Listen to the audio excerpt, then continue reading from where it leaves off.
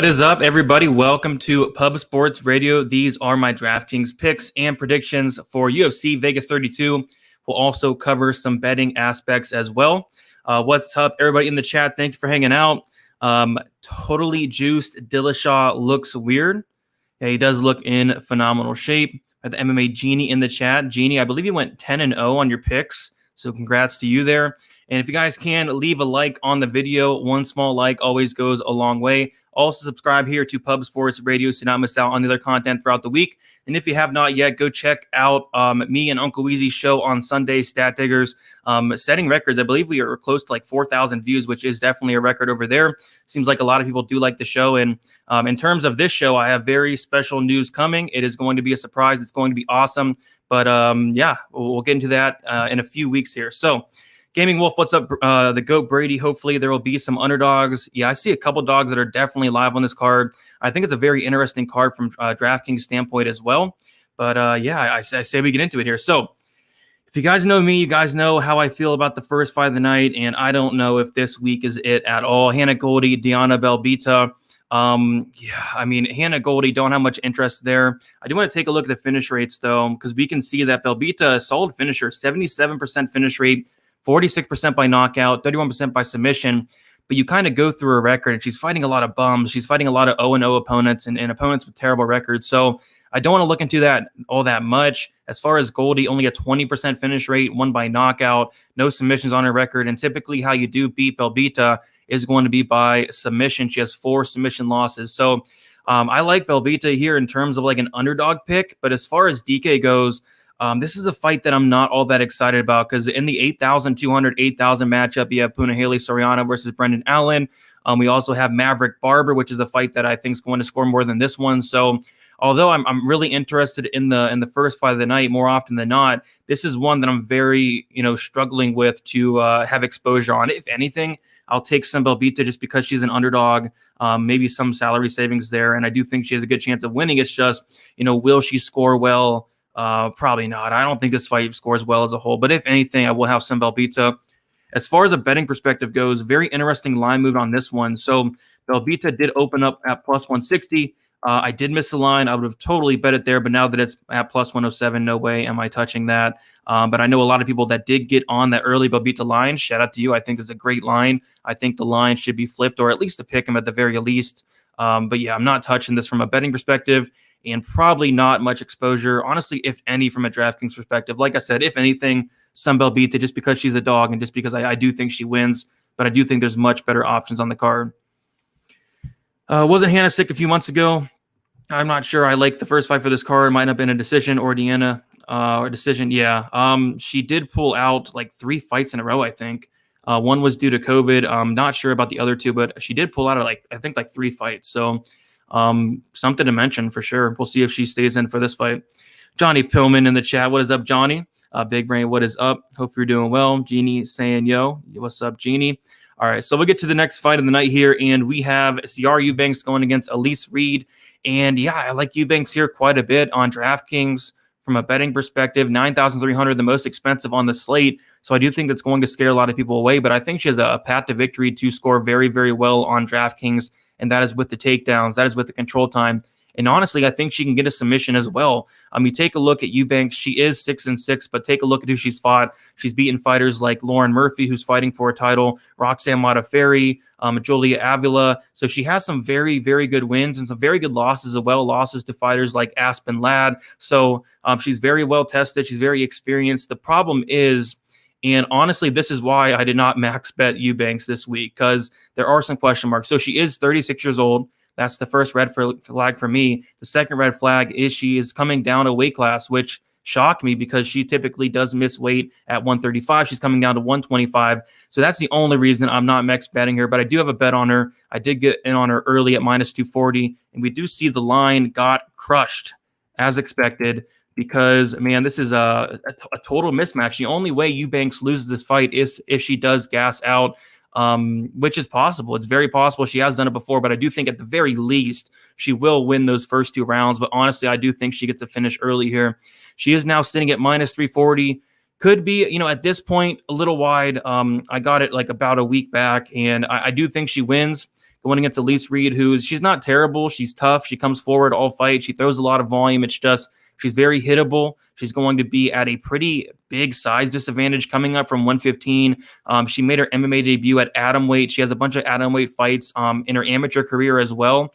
And Eubanks is somebody that struggles to make weight at 135. So I do think Eubanks is going to be much bigger. Elise Reed, I've seen her taken down multiple times. I've seen her put in some very, very bad spots. Eubanks is a legit BJJ black belt. So I definitely think the sub for Eubanks is on the table, or any finish at all. Although Eubanks has not had a finish yet in the UFC, this is going to be her easiest UFC fight and her easiest fight since the second fight of her entire career. So I do think she wins this fight in dominant fashion. I do like her for DraftKings because she's going to get takedowns more than likely, and I think a finish is very, very live here. So I like Eubanks. I am interested to see what the sub prop is if they have opened it up, and I think they have Eubanks KO plus 750, Eubanks by submission plus 350. I can't wait to see what FanDuel opens these props up at, but yeah, not terrible. I think she's very live for a finish. Eubanks inside the distance plus 190. Reed, it's just hard to see a path to victory for her. Path to victory is Eubanks, looking horrible on the scales, her gas tank not holding up, Eubanks gassing out very bad, kind of how like she did in the Betch Correa fight. But I think she's going to at least win those first 2 rounds with the takedowns, with the control time. But I don't even think it gets to the 3rd round, to be honest. So give me Eubanks pretty high on her this week. I know it's scary to be this high on a 36-year-old women's MMA fighter who struggled to make weight at 35, coming down to 25. But I just think the skill gap and the experience gap is huge. And I think without those question marks, I think Eubanks would be a ginormous favorite. But there are those question marks. But we'll see. We'll see the weigh-ins. We'll see how she looks. But I do think Eubanks gets it done here. What's up, Dan, in the chat? CR Eubanks, pound for pound, the most handsome 135er at 25. Morning, Big Brady. What's up?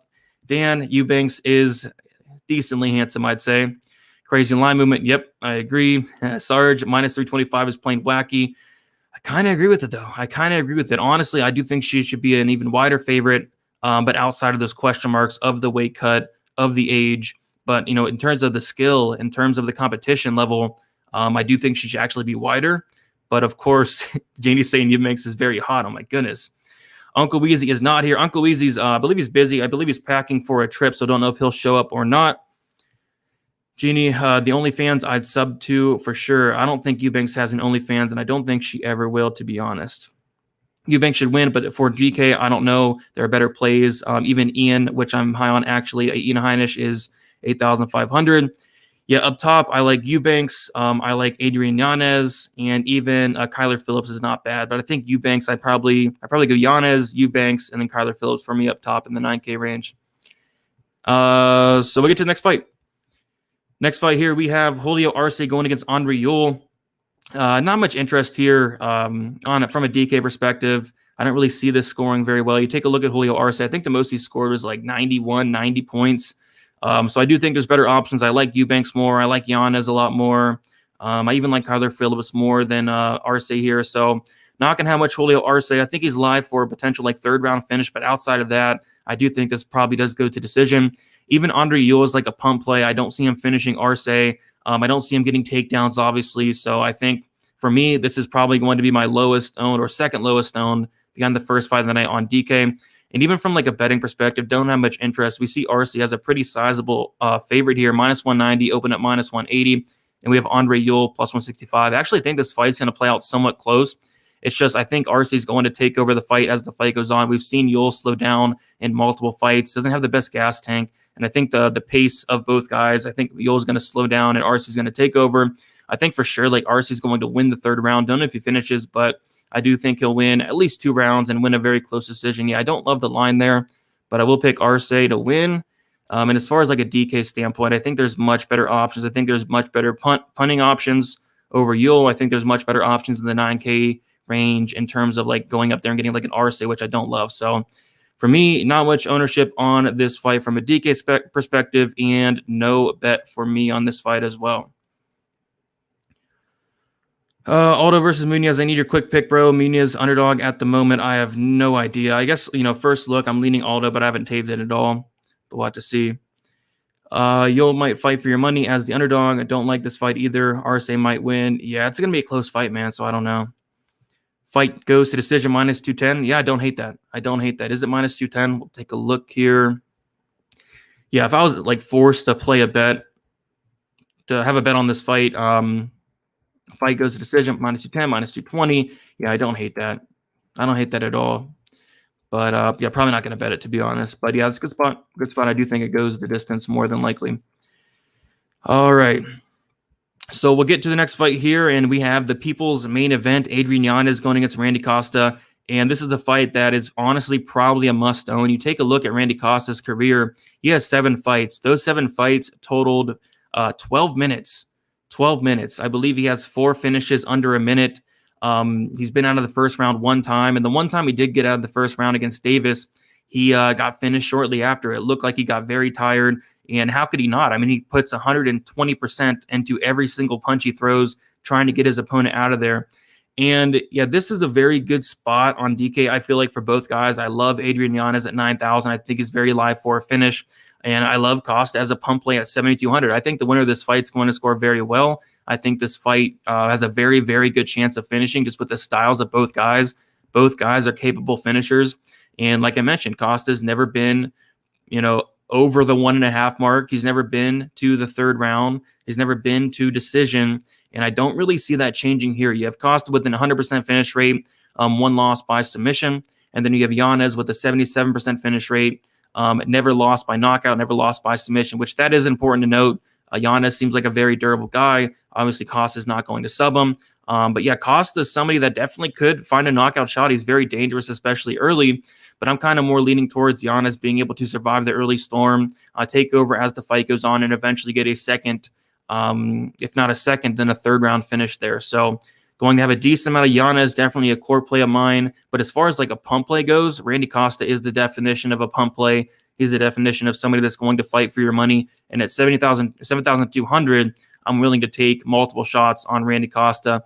And this is going to be one of my highest owned fights on the entire card. And I believe it's going to be the same for everybody else as well. This is a fight you're going to want to target.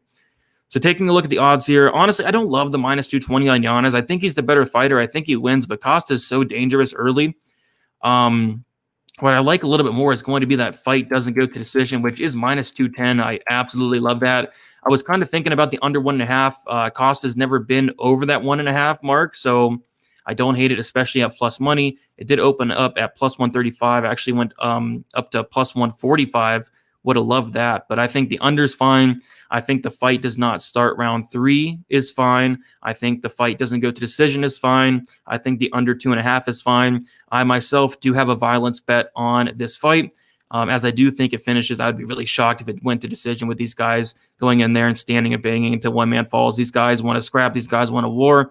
And I do think someone gets finished. I'm leaning towards Yanez getting the finish here. But yeah, I think someone gets finished regardless. So I do like the fight doesn't go or the alternative unders, all the good stuff. I think the fight does finish for sure.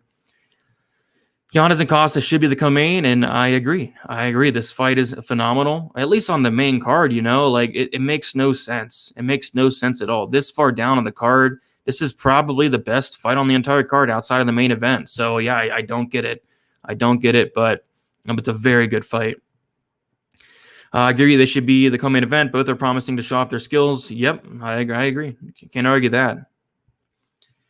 Hello, Brady. Can I get a shout out? Yep, shout out to Mystic Sosa with the new Islam Makhachev profile picture. There you go. This card was constructed ass backwards. How is Mickey Gall above Yanez and Puna? Yeah, I don't know. Very weird. Very, very weird. Some of these main card fights, I just don't get it. But the card is good. I mean, when you have fights like Yanez, Costa on the prelims, Punahele, Soriano, Allen on the prelims, it's going to be a very good card. So regardless, should be a fun card, even though I agree it is constructed ass backwards for sure. All right, before we get to the next fight, if you all can hit the like button for me, really do appreciate it. Going live every Tuesday, 7 o'clock p.m. Eastern time. And like I said, have big news coming in the very near future in terms of this show. Going to be switching some things up. I'm going to be doing some new things on here, and I think you guys are going to like it for sure. It's going to be awesome. I cannot wait to break the news. But we have the next fight here, which is Ian Heinisch going against Nasruddin Imavov. Yeah, interesting fight from a DK perspective. So Heinisch, I feel like he can score well just with the style that he brings, very high volume, very high paced, lots of wrestling. I believe he's going to get a lot of takedowns in this fight. So 8,500, I don't hate that for Heinisch.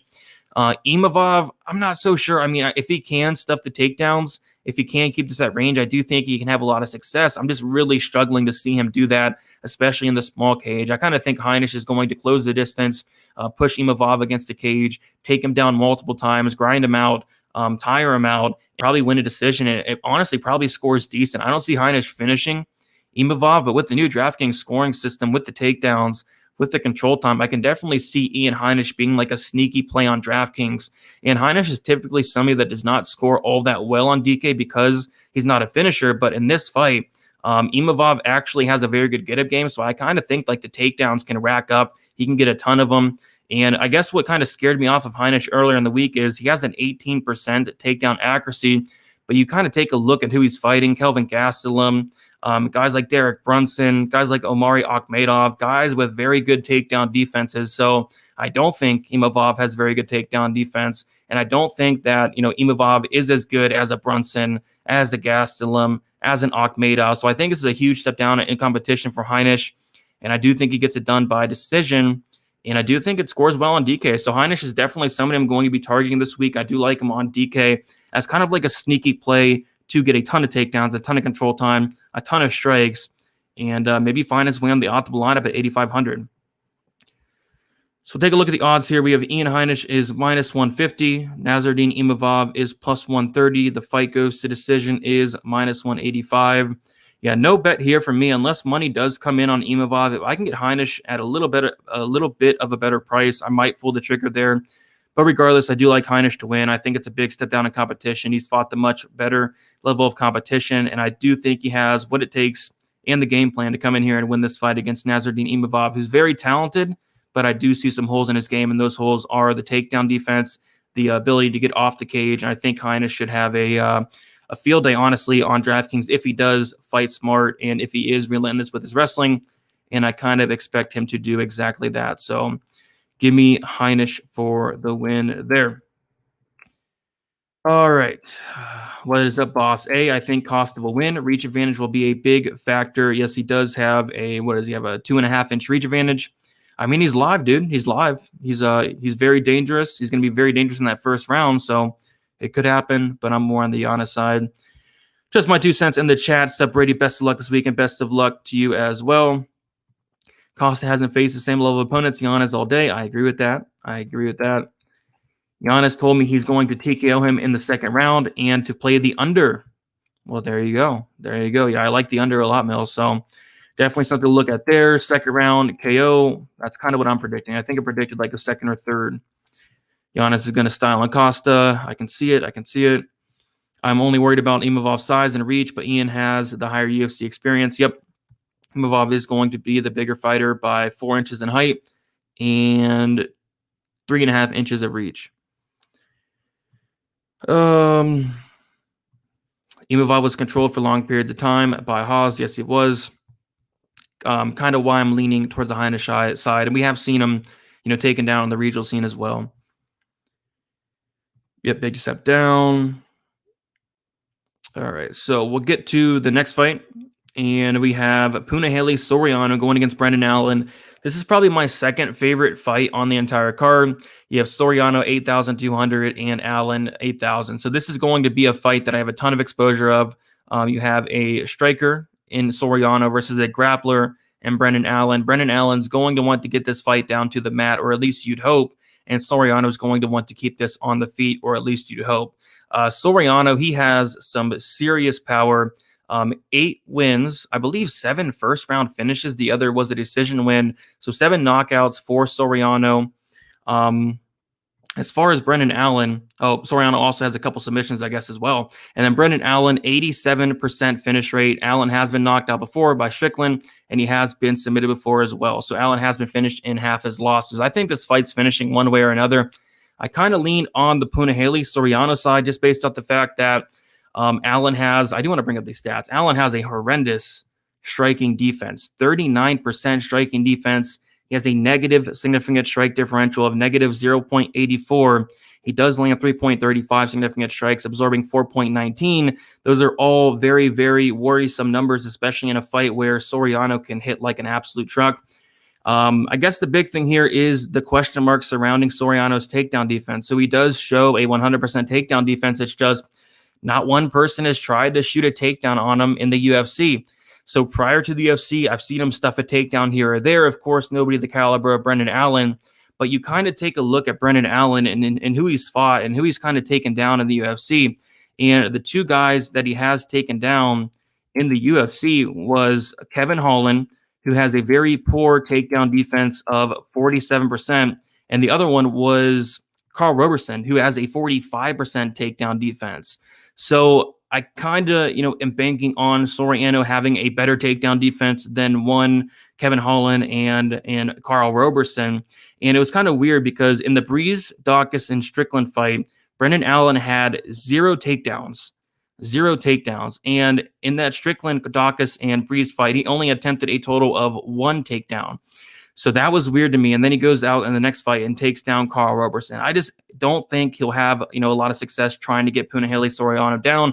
At least that's what I think. If he does get Soriano down, it's going to get interesting. It's going to get very, very interesting because we have not seen Soriano on his back. I just think Soriano is going to be able to stuff the takedowns, keep it on the feet, and destroy this guy on the feet, to be honest. But if Allen does get it down to the mat, I think he is very live to win this fight. So, Soriano, he looks very strong. He's a state champion wrestler in high school. He wrestled in D3 as well. He's at a very good camp in Extreme Couture. So I do think he'll be prepared. I do think he'll be ready to stuff these takedowns. And if it's on the feet for long periods of time, and I do think it will be, I think Allen's going to get hit, and I think he's going to get hit very, very hard.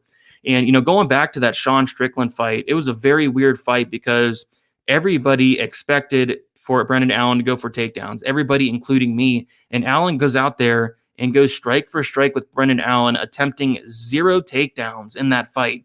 0 takedowns. He gets teed off on and eventually finished. So I don't know what happened there. And then the next fight, he goes out there and he does take down Carl Roberson. But again, Roberson has no takedown defense. Roberson is notorious for getting submitted. And then Kevin Holland has no takedown defense. He is notorious for that awful takedown defense. I'm kind of banking on Soriano having a better takedown defense than those two guys. As far as DK goes, I'm going to have a lot of both. I'm going to have a lot of each guy. I'm going to have a ton of Soriano. I'm going to have a ton of Brendan Allen. I'm more so on the Soriano side personally, but it's really hard to ignore the upside of a Brendan Allen, who is very, very dangerous if this fight does hit the mat. So it's going to be one of my highest owned fights. It's right in that 8,200, 8,000 range where I think the winner has a very good chance of finding the optimal lineup. And we'll take a look at the odds here. The odds are a straight pick'em, and I kind of think it'll stay that week or that way all week. And we'll take a look at the fight as a good decision, minus 260. I 100% agree with that. I see this fight getting finished one way or another, whether it is a Punahele Soriano KO or a Brendan Allen sub or TKO. So for me personally, I'm more on the Soriano side, but it's really hard to ignore the upside of both guys in this fight in general on DK. So I'm going to have a ton of exposure, and it should be a very good fight. But I do like Soriano to get it done. Let's check the chat out here.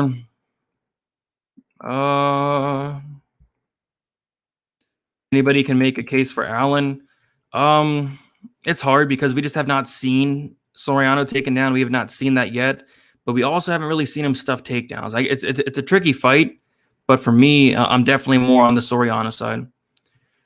Someone is going to get served in this one. What a banger. Yeah, the fight's amazing. What is up, Uncle Weezy?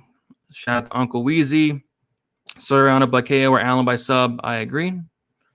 I'm more on the Soriano by KO side, which I don't know what that prop is yet. They haven't opened it up. Soriano KO. Genie's on Soriano. Yeah, I see a lot of people on Soriano, but the line's kind of staying right at a pick'em, which is very interesting. Puna will outwork Allen everywhere. I agree. If Puna can stuff the takedowns grappling, it could be rough for Allen. I 100% agree. It's definitely going to be a rough night for Allen. I hope so. Soriano, Allen, fight doesn't go to decision is a parlay piece. Yep, no parlays for me this week, at least as of now. But yeah, that could be a good parlay piece. Allen's chin, it's not just the chin, it's just the striking defense in general. 39% striking defense is horrendous. And I know he's making improvements, he's making adjustments, but still, you do not want to be hittable against Punahele Soriano. Got to go with Soriano. Interesting over-under isn't set for this one yet. Yeah, they've been taking forever to open up props for the prelims. They just opened them a couple hours ago. And then for this fight, they still don't have all the props out, which is very interesting. Definitely think Alan Shin can take the 100 knockdowns that Dusko took. If he touches him once, it's done. Also, Puna adjusted his striking against Dusko. He's smart. Yeah, he's a smart guy. He's young. He's training at a good camp. He's well-rounded. Great wrestling background. It's just we don't know much about the takedown defense. Kind of assuming things here, which is why this fight is probably a pick'em. I'm assuming he has good takedown defense, but we really don't have much info on that, which is kind of scary, you know? All right, so we'll get to the next fight here. I think we're going to go on to the main card, and we have a very interesting fight. Jordan Williams going against Mickey Gall. And yeah, I kind of think this fight's somewhat important from a DK perspective just because of the style of Jordan Williams. Look at his significant strikes here. So he does land 6.07 per minute, and he does absorb 5.77, 35% striking defense for Jordan Williams. He's very hittable, but man, does he put on a pace. Man, is he tough. He has a chin, and he is coming down a weight class, which is very interesting because he always talked about not being able to cut weight because he is a diabetic. So I do want to see him on the scales a little bit here. But yeah, this fight should be good. I mean, I'm kind of on the Williams side. I do believe he has a wrestling background, and you can definitely see it. He's stuffing takedowns very good. He was able to stuff a ton of takedowns from Imavov. He stuffed a lot of takedowns on the Contender Series as well. You take a look at some of his work on the regional scene. Very good takedown defense in Jordan Williams, and I do think that's very important because Gall's going to probably want to get this fight down to the mat. Gall's a very good grappler. I just don't think he has the wrestling to really get it there. And when it's on the feet, I do favor Jordan Williams quite a bit. Although Gall is improving his striking and Williams is very hittable, so it could be interesting, but Williams is so tough. He's so durable. He comes forward. He throws a ton of volume. But either way, I see this fight scoring well on DK. I think Jordan Williams is a very interesting play at 8,700. And I think the fight doesn't go to decision could be interesting as well. I do want to take a look at the finish rates between the two. So Jordan Williams has an 89% finish rate, about 90%. Mickey Gall, 83% finish rate, 83% by submission. We take a look at it. Gall has been knocked out once in his 3 losses, and Williams has been finished in half his losses. So I'm definitely liking what I'm seeing there in terms of a potential violence bet. So we'll take a look at the odds for the fight doesn't go to decision, which is -155. But we see the under 2.5 at -120, and there's actually money coming in on the over. So I'm going to kind of sit back and wait because I might be looking at a potential violence bet in the spot. I think the pace between both guys is going to be crazy, especially on the Williams side. Both guys, great finishers, both guys capable of being finished themselves. So yeah, I'm kind of, leaning violence here, and I've not bet it yet, but if I can get that under 2.5 at, potentially plus money by the way the line is trending, I would definitely, jump on that all day. Curious to see where this fight doesn't go to decision line goes as well. I do think that could potentially come down, but just by the way things are looking. So potential violence bet for me. I think it's a good fight to target on DK as well. If Gall can get takedowns, I think he could have some success. I just think that is a pretty big if, in my opinion. But hey, he looks to be in phenomenal shape. Maybe he is improving that wrestling a little bit. And like I said, if he does get Williams down, he could have some success. He could score well. So I like both guys here in DK, but I'm more so on the Jordan Williams side personally. I think he does put on a crazy pace and score as well. He has to have good takedown defense if he's a state champion. That's kind of what I'm thinking. That's the plan. That's the plan. And we have seen him stuff some takedowns on the regional scene, Soriano, just again against lower level guys. So we'll see. This is going to be a big test to see where Soriano's at. Random Maverick on DK is 8,400 and not 8,700. You are right. I have those backwards for some reason. I will fix those right now. Good call. All right, fix it. Appreciate that, Gaming Wolf. Gall is a wild card. He could be. Hate to bet him or against him. Yeah, I'm not touching this fight as in terms of a side, but I think like the violence aspect of things could be very interesting. I can't touch a Gall unless CM Punk is involved. Yeah, I agree. He couldn't beat 2020 Mike Perry. Decision made. Hard pass. Yeah, it's a hard pass for me as well. All right, so we'll get to the next fight here. We have Macy Barber going against Miranda Maverick. I kind of think it's an interesting fight to target on DK here, and I'm more on the Maverick side here. She throws a ton of volume. Thus far in her 2 fights, 6 significant strikes landed per minute, and she's been getting takedowns as well. 2.25 takedowns landed per 15 minutes, 75% takedown accuracy. And of course, this is going to be the toughest test of her UFC career by a significant margin. This is not Luana Jojua. This is not Jillian Robertson. So I think it's going to be a tougher test, but I do think it is a test that she does pass, mixing in a ton of volume. I think her striking is improving just leaps and bounds. Every time you see Maverick fight, like her striking is looking better and better and better. And I do think we see the best version of Miranda Maverick here. And I also think we see the best version of Maycee Barber, but I do think Maverick can mix in the takedowns. I think Maverick's grappling is very, very good. I do think she can have success on the mat. So yeah, 8,400 Miranda Maverick, I don't hate it. Lots of volume, potential takedowns, potential control time. Don't know if she finishes Barber, but I do think at that price tag, she can score very well. I don't have her numbers pulled up for me here, but she has scored well thus far in terms of DraftKings in her 2 fights. Don't know the exact numbers, but she has been doing really good. She got that first round finish against Luana Jojua, and then she also had that decision win against Jillian Robertson, where she did mix in takedowns, she did mix in some control time, and a ton of strikes to go with it. So for me, I'm more on the Miranda Maverick side. As far as Barber as a dog, I don't hate it. I'll have a couple, but for me, I'm more on the Maverick side as far as the DK perspective. So we'll take a look at the odds here, and very interesting line movement, especially considering I see a ton of people on Maverick this week. I don't really see anybody on Barber. There's a couple people, but not much. I mean, I see a ton of Maverick love, and we see the line coming down on Maverick. Maverick now minus 136. She got up to like minus 122 at one point. So I'm going to kind of monitor that line. If the line does indeed flip, which I don't expect it to, it did look like it was trending that way at some point, I'll probably place a bet on Maverick. But for now, I'm going to pass. But I do want to see where that line goes throughout the week. So if I can get Maverick at plus money, yeah, I'll take it. I just don't think it's heading there, to be honest. So we'll see what happens. But as far as a pick, I'll go Maverick. But from a betting perspective, not much interest for me. As far as the DK perspective, I do like the Maverick side quite a bit. I think she has an opportunity to score pretty well. Mickey Gall equals the GOAT. I don't know about that. I think Maverick wins this one easy. Barber eats shots like a motherfucker. Yep, I think so as well. I like Miranda Maverick's price on DK since I faded Lemos the last time. I don't think I want to fade Miranda in the spot. Yeah, I'm not fading Maverick. I'm gonna have a decent amount of her, I think. Maverick all day here. Yep. Barber is the best striker Maverick has fought by a decent margin. I agree. And the best fighter she has fought, arguably, as well. So, interesting test for Maverick, but I think she passes. As far as a betting perspective, I'm not probably going to touch it there. Maverick is a little beast. Macy has been exposed.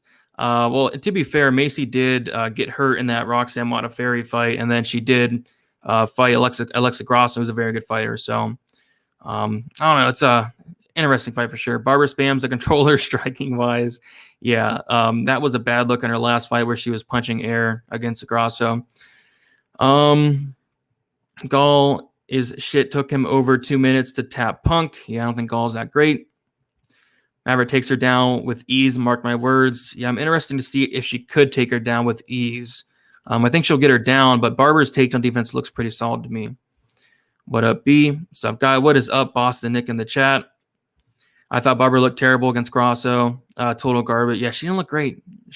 But to be fair, she was coming off of a pretty serious couple injuries, so that could have affected her. But yeah, she did not look great.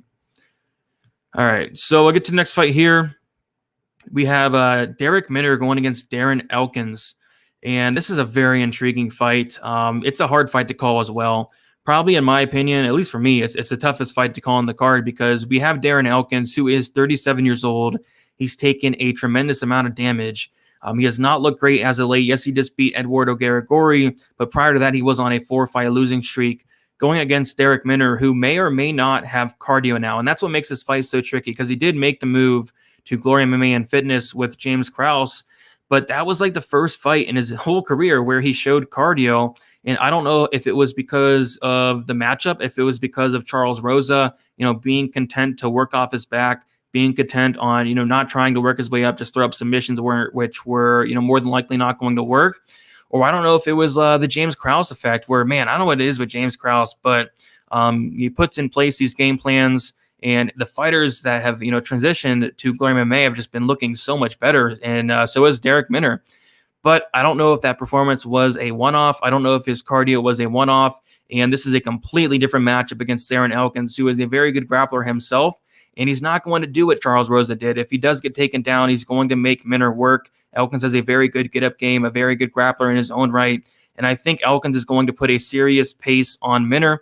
I think both guys are going to put on a serious pace. And I don't know if Minner's gas tank is going to hold up. So lots of question marks on this fight, but it is a fight I do want on DK. It's a Darrick Minner fight. You're going to want to play it on DK here. He's going to have a ton of takedown upside, a ton of control time upside, and finish upside as well. And I do want to take a look at these finish stats for Minner because they're absolutely crazy. Minner has an 89% finish rate out of a 37% or 37 fight sample. He has been finished 10 times, 10 or 8 by submission, 2 by knockout. He's only lost by decision once. As far as Darren Elkins, he's been knocked out 3 times. He's been submitted once as well, and he does have a 52% finish rate. I think someone's getting finished in this fight, whether it is Minner or if Elkins can survive early and put on a pace on Minner. I think Elkins is very live for a late finish himself. So I love this fight on DK. I think it's going to score very well one way or another. As far as a betting perspective and as far as like betting aside, I really like that under 2.5 rounds. It's sitting at plus 125. I think there's a lot of recency bias with Minner's last fight because he went to decision. And that is just not something that Darrick Minner does really ever. I mean, we saw the finish stats. I don't know, if he's going to be able to implement that same game plan against Darren Elkins, who again is a completely different fighter from a Charles Rosa. He's not going to be content to just lay on his back for 15 minutes. He's going to make Minner work. So I love the under 2.5.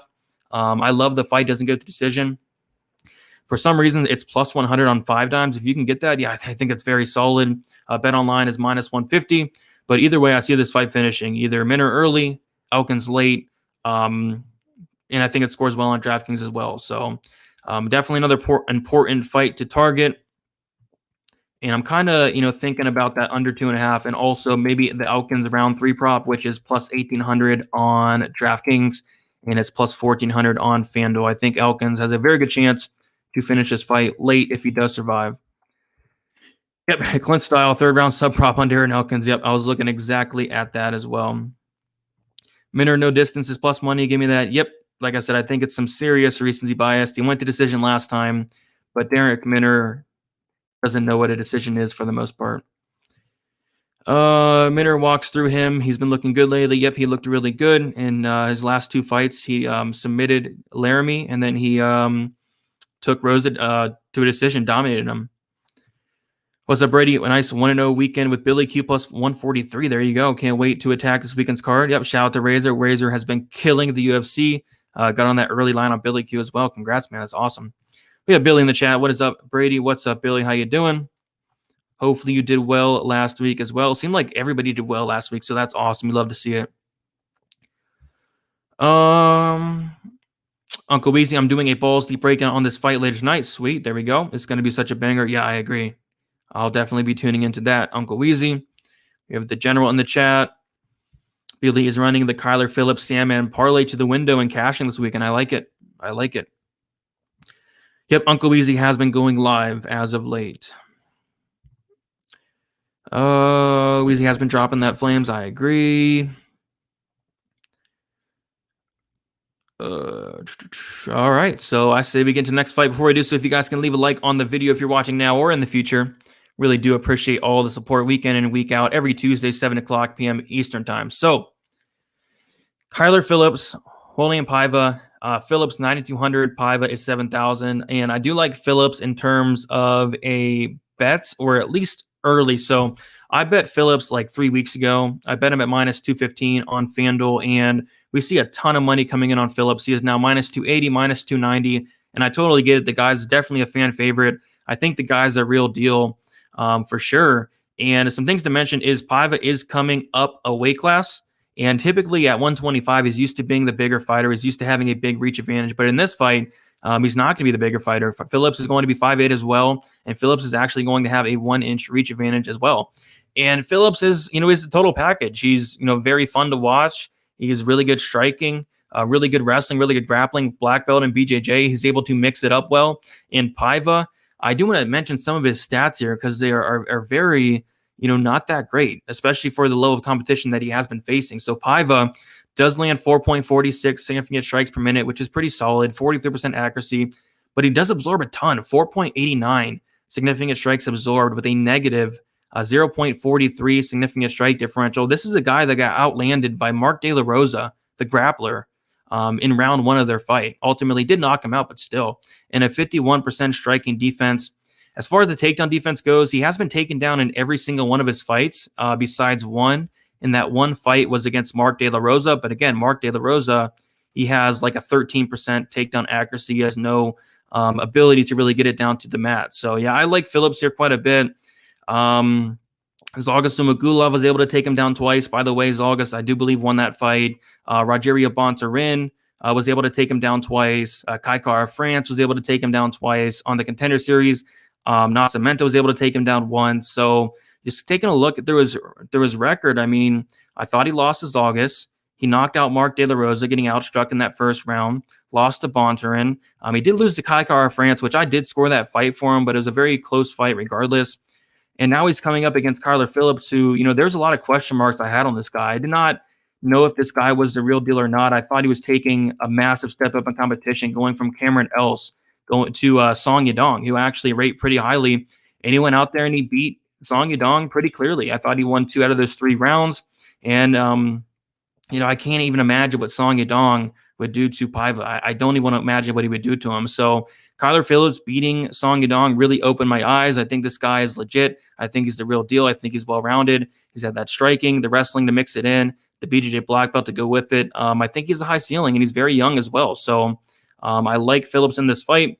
I did bet him at minus 215, where the line's at now, maybe a potential parlay piece. But regardless, I do think he wins, probably by decision. As far as DK goes, though, it's interesting. I do like Eubanks more. I do like Yanez more.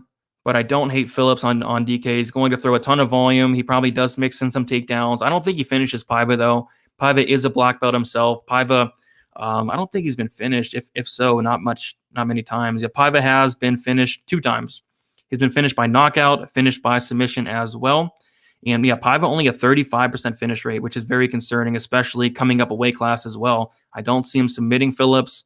Don't see him knocking him out. So if Paiva does win, if you do like Paiva, maybe bet the decision prop, which I did see was like plus 420 on FanDuel. But yeah, I like Phillips here. I think Phillips gets it done, and by a pretty convincing decision. But Paiva did pull out a decision out of his ass last time after losing the August fight. So you never know. Everyone press the share button. I agree. Let your followers know Brady is live. Appreciate that. Razor, I agree. General taking notes. Yeah, he's a super padded record for sure. The chat is moving. Appreciate that, guys. Double up them likes, boys. I agree. Kyler is beast mode. Brady, who's your lock? Yeah. Not really any lock on this card, but if I had to pick one, it'd be CR Eubanks. Oh no, Mark De La Rosa is the wife. Maybe. Lock in the night, Kyler freaking Phillips. Yeah, I like Phillips quite a bit. Does he fill in and finish him? I'm leaning towards no, but maybe. Yeah, he did lose it by Docker style. It was that cut. And he has been submitted before, but it was probably a while ago. Paiva been missing weight, 2 fight midgets and still getting KO'd. Yep, he did miss weight his last fight against Zhalgas Zhumagulov, I believe, and now is coming up a weight class. Yeah, it wasn't a KO. It was stopped for a cut, which technically counts as a TKO there. No respect. UFC is punishing him. They probably are here. All right, so we'll get to the next fight here. I'm really looking forward to the Kyler Phillips fight, but we have Aspen Ladd going against Macy Chiasson. Interesting fight. So some things I do want to point off right out the bat is Chiasson's going to be much bigger. 5-inch height advantage and a 6-inch reach advantage as well. Aspen Ladd coming off about a 2-year layoff since she fought GDR. And yeah, it's been a while since we have seen Ladd. She's coming off of 2 surgeries, I believe. I think she did injure her ACL and MCL, unless I'm thinking of another fighter, but I think it's her. Yeah, but she did get hurt, and she has been out a while. So those are some serious question marks there.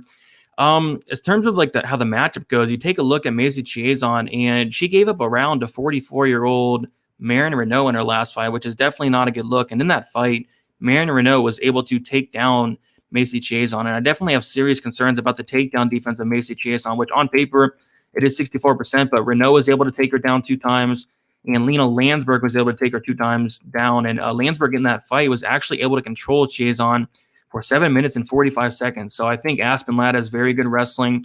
I think Aspen Ladd has very good top control, very good ground and pound.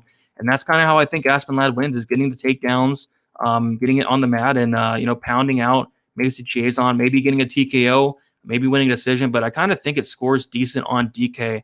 She has the takedown upside, lots of strike upside as well. You see that Aspen Ladd is very high volume, landing 5.22 significant strikes per minute.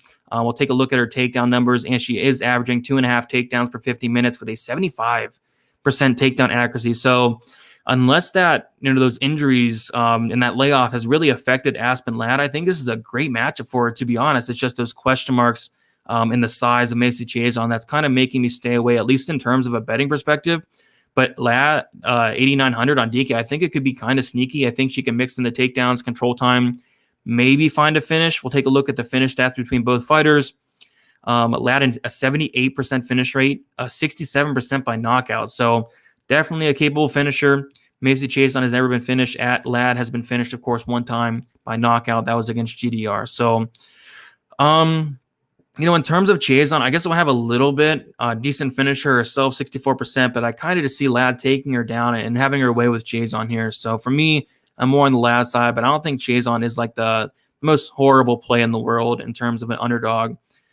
Taking a look at the odds here, Ladd minus 191. I just really don't want to get involved with that, to be honest. I think Ladd probably does win, but there are some question marks for me in terms of Chiasson being much bigger and in terms of the Ladd layoff and the Ladd injuries as well.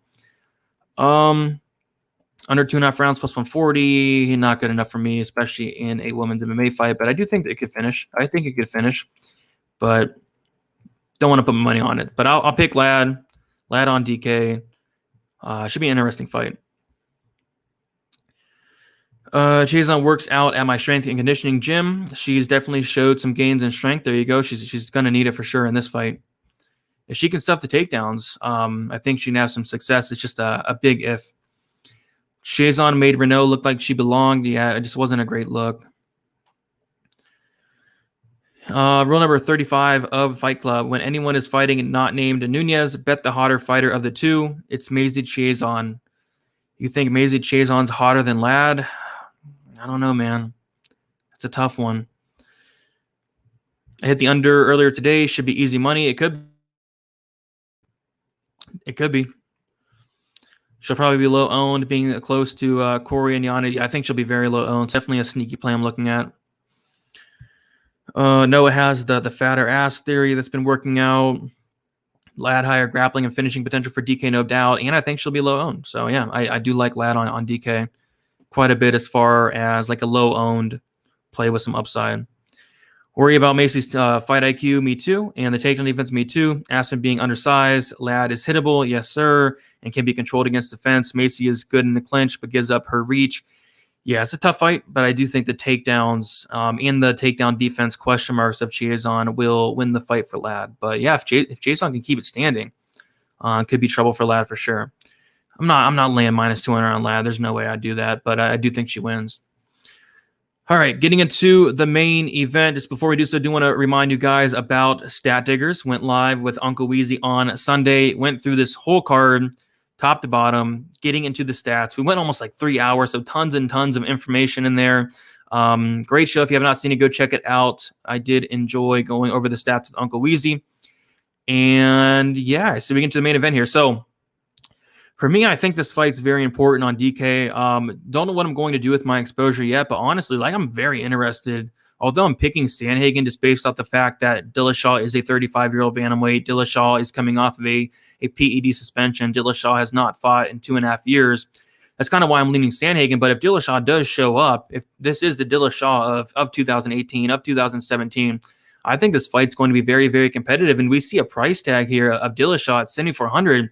And although I am picking Sandhagen, that seriously does interest me as like a dog spot for Dillashaw. So, you take a look at Dillashaw and what he has scored on DraftKings. I don't have the numbers pulled up for me, but he typically scores very, very well with his pace And especially in this fight where Sandhagen has a 30% takedown defense, I think there's a very good chance that Dillashaw does mix in some takedowns.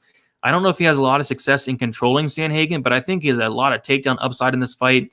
And yeah, Dillashaw is averaging 87.3 DraftKings points per fight. And taking a look at some of his DraftKings numbers here, 1 DraftKings point against Henry Cejudo, 130 against Garbrandt, 99 against Garbrandt, 117 against Lineker. He had 64 against the Sunsao in a win, 55 against Cruz in a loss, 108 against Renan Barão in a win, 125 against Soto, 128 against Barão again, and then 100. So when Dillashaw wins, like, he scores very, very well. Like, outside of the Sunsao fight, which was a 3-round fight, Dillashaw scores very, very well and wins. So honestly, like, I'm more tempted from a DK perspective on the Dillashaw side of that price tag. Like, he's a very intriguing dog to me because he's going to bring the pace. He's going to bring the pressure. He's going to more than likely get takedowns as well, expose that takedown defense of Cory Sandhagen, which is atrocious, 30% takedown defense. I mean, you can't get much worse than that. Although I will say Sandhagen is very good at getting back up to his feet. He's very good at threatening with submissions to get reversals and sweeps. But, Dillashaw even then can just start racking up the takedowns. So in terms of a DK perspective, I like both guys. But yeah, I'm more so on the Dillashaw side at 7,400 in terms of my ownership. But don't get me wrong, I will be playing a decent amount of Sandhagen. But for the value of Dillashaw, I'm going to have a decent amount. So as far as a pick, I will pick Sandhagen still just due to the question marks of Dillashaw. We don't know what he's going to look like, but like I said, if he does show up and it is the Dillashaw of old, I think it could be a serious competitive fight here. So taking a look at the line, I have really no interest in betting this one from like any standpoint at all. Straight bet, props, parlays, none of that. Sandhagen minus 180. I do think it is pretty wide here. I think it should be lined a little bit closer. Taking a look at the fight doesn't go decision, minus 210. Really not in love with that as well. So I'm not going to have action on the main event in terms of a betting perspective. I'm going to get my action more so on the DraftKings side of things. I don't know what I'm going to do with my ownership yet for the main event, but I'm kind of thinking like going pretty heavy on Dillashaw. Maybe, 50% Dillashaw, 40% Sandhagen, maybe 45% Dillashaw, 35% Sandhagen, something along those lines. But I do think in terms of DK ownership, I will have more Sandhagen for the price, for the upside here. But I'm curious to hear your guys' thoughts on this fight. Kind of a tough fight to call because we kind of don't know what we're getting out of Dillashaw and the question marks surrounding him. But I can't wait for it. I think it's going to be a very, very good fight. Rule number 35 of Fight Club: when anyone is fighting, we already talked about that. Let's see here. Talked about that as well. Hard to get a confident read on this fight, even for a prop. I agree. I'm taking TKO props on TJ for sure. Not a horrible look. I don't know what the line is on that. Dillashaw's ability to wrestle is the most interesting wrinkle of this fight. Yeah, it definitely is. I definitely expect him to come out here with a takedown-heavy game plan. At least you'd think, taking a look at that Sandhagen 30% takedown defense. 60-40, Cory, TJ on DK. I'm kind of probably going to flip it there for me, just based off the price. Because there really aren't many underdogs that I love. But Dillashaw is definitely somebody that's sticking out to me for sure. So kind of sum it up here. In terms of the 9K range, I like Ciara Eubanks. I like Adrian Yanez. Those are my top two. And then after that, I do like Kyler Phillips as well. So those are my three I like in the 9K range. Don't really love Julio Arce in the 9K range. In terms of the underdogs, I think Brendan Allen, solid dog at 8,000. Darren Elkins, solid dog at 7,600. T.J. Dillashaw, 7,400. Very good dog there. In terms of the pump plays, I think Randy Costa is a very good pump play at 7,200. As far as other dogs, Diana Belbita, I don't really like that fight, really. So I'll have a little bit of Belbita, but nothing crazy. In terms of kind of my highest owned exposured plays here, I'm kind of thinking I'll have a lot of Eubanks. I have a lot of Yanez. I have a lot of Maverick. And I'll have a lot of Soriano Allen fight in general. So should be a good card from a DK perspective. Should be a good card from a betting perspective. I like the card. I think it's phenomenal. Again, when you have fights like Soriano Allen on the prelims, you have fights like Yanez Costa on the prelims, you know it's going to be a very, very good card. So, yeah, definitely looking forward to this card for sure. It's going to be a very good one. I'm not as high on Sandhagen as some people. TJ was out for 2 years, though it feels like the division might have caught up with him. It could have. Not touching this fight, I agree. Like, there's just not anything that sticks out. And props wise, or I'm not laying minus 190 on Sandhagen. Yep, Dawkins fight got taken off, but it is moved to next week, so that's something to look forward to. Which, by the way, next week we have like 15 fights, so Stat Diggers is going to be very interesting. Ramirez liking Sandhagen by KO. There you go. Oh, it's not a boring card. Come on, this card's awesome. This card is awesome. Crazy main event. We have Kyler Phillips on the card. I ran a Maverick. Darrick Minner's always exciting. Soriano, Allen. This card is awesome.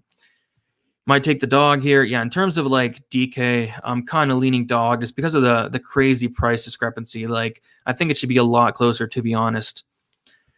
But yeah, that's about it, guys. You can follow me on Twitter, DFS_numbers. Instagram is DFS by the numbers. I'll be posting all my bets on there Saturday for free, as always. I'm going live on my channel, DFS by the numbers, Friday, 7 o'clock p.m. Eastern time. And then live once again Saturday, 1 hour prior to the prelims. And of course, the guys will be live Saturday as well for the fights. As always, live betting, live commentary, always a great time over there hanging out with the guys, which I believe they killed it last week. So hopefully another great week as well. What does DK mean? DK means Draftkings. DK means Draftkings. Dillashaw is too basic to the new era of MMA. Came back a guy who isn't in it for the money anymore. Yeah, I'm going Sandhagen. Just not as confident as some other people here. No problem, Dan. Thanks for hanging out as always. Costa versus Yanez. Yep, fight of the card. Fight of the card. I think that fight and Sandhagen Dillashaw are my two favorites. No problem. Thanks for hanging out, Indigo. All right, guys, that's about it, guys, and we will talk to you soon. Good luck for UFC Vegas 32. Let's make